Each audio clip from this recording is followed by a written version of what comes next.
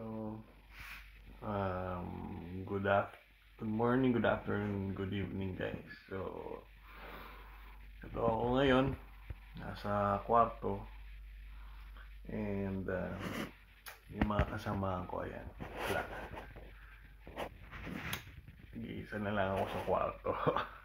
Kasi, yung isa, nagbakasyon sa ibang part ng Europe, yung isa naman nag-overnight or something else sa May City. So, ganun. So, ito yung buhay natin. And ganun talaga buhay dito sa abroad. So, OFW. Mostly Europe. Hindi ko masasabi. Pare-pareho kaming situation. Pero, for me, yan. Alone ulit. Pero, ganun talaga eh. Kakain ka na lang sa luluto, tulog, wasted time na actually it's already, you can see the clock. Ayan, it's 2:20, mag 2:30 na in the morning ng Sunday. Hindi pa ako natutulog kasi most of the time nakahiga lang ako.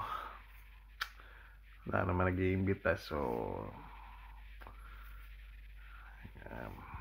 and it's a holiday, close, but I think so na bukas na sila kasi it's 20 Sunday ngayon Sunday na ngayon, Saturday, Sunday mostly close sila. So I wanted to go to church, pero hindi ko alam kung saan yung churches. And the thing is,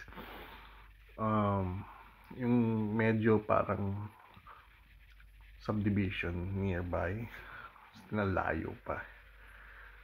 I think there is a church there, pero a mile away yung lakad. So wala rin ako kasama.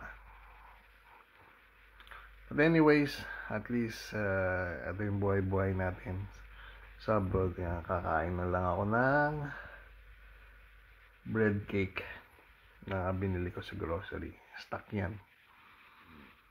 And nanonood lang ako ng videos. So anyway, thank you very much.